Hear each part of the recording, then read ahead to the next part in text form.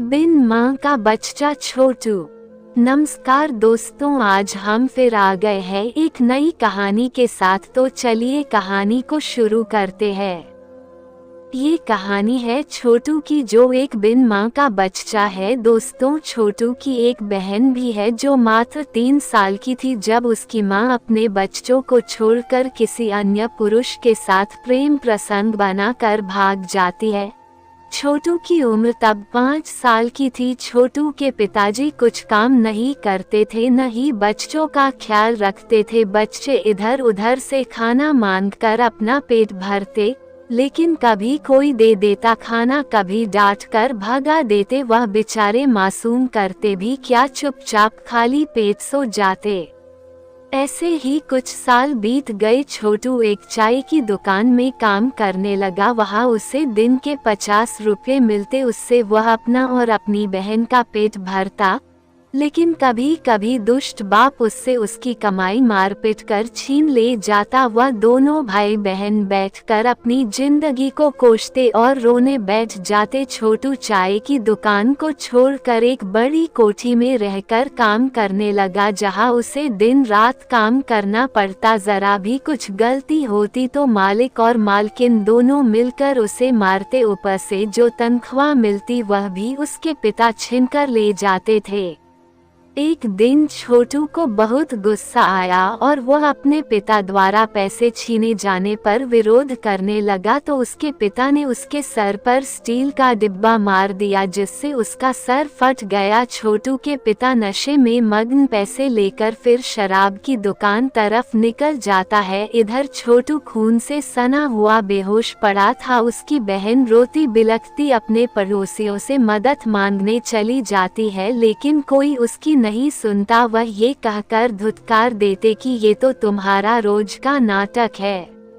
लड़की रोते हुए और आगे घर में जाती है, जहाँ एक बुजुर्ग होते हैं। वह उसकी बात सुनते हैं। वह तुरंत उसके साथ दौड़ लगाकर जाते हैं। छोटू को उठाकर हॉस्पिटल ले जाते हैं। उसके इलाज का पैसा भी देते हैं। छोटू को ठीक होने में लगभग 1 सप्ताह लग जाता है। ठीक होकर छोटू उन बुजुर्ग से मिलने जाता है। वहां जाकर वह उनके पैर छूता है। फिर वह बुजुर्ग उसे बड़े प्यार से बिठाते हैं, खाना खिलाते हैं, उसकी समस्या के बारे में सुनते हैं। छोटू अपने सारे दुख उनको बताता है। वह उसकी समस्या को देखते हुए कहते है कि मैं तुम्हें एक काम दूंगा, करोगे पूरी ईमानदारी से? तो छोटू कहता है, हाँ क्यों नहीं, सब करूंगा, आप बताए काम।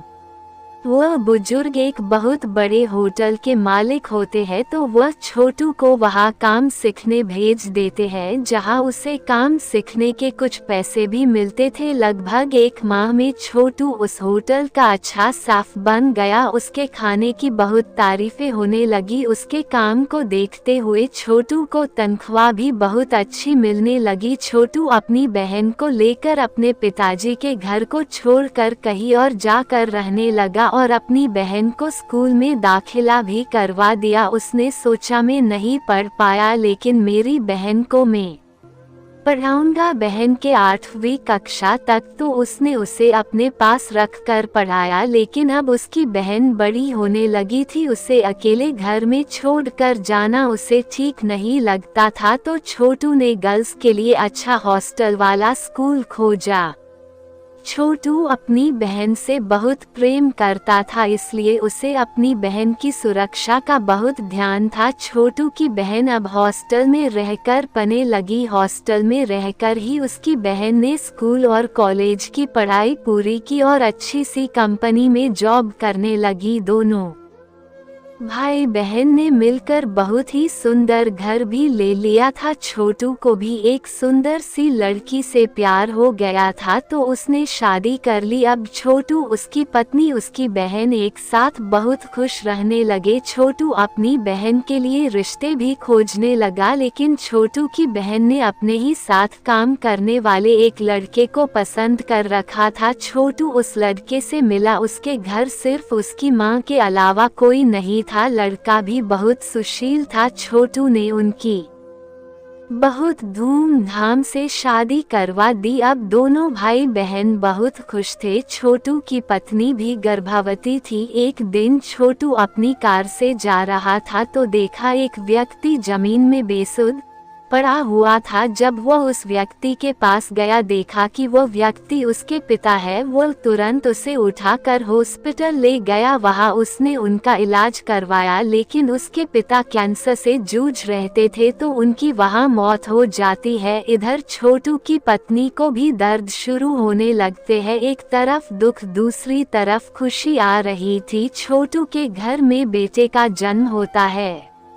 दोस्तों कहते हैं न दुख आता है तो जल्द ही सुख भी आता है। ऐसे ही छोटू के साथ भी था। उसका बचपन ऐसे दुख में बीता, लेकिन बाद में उसके जीवन में खुशियां बहुत थी। तो दोस्तों चलिए आज की कहानी खत्म करते हैं और मिलते हैं अगली कहानी में। धन्यवाद।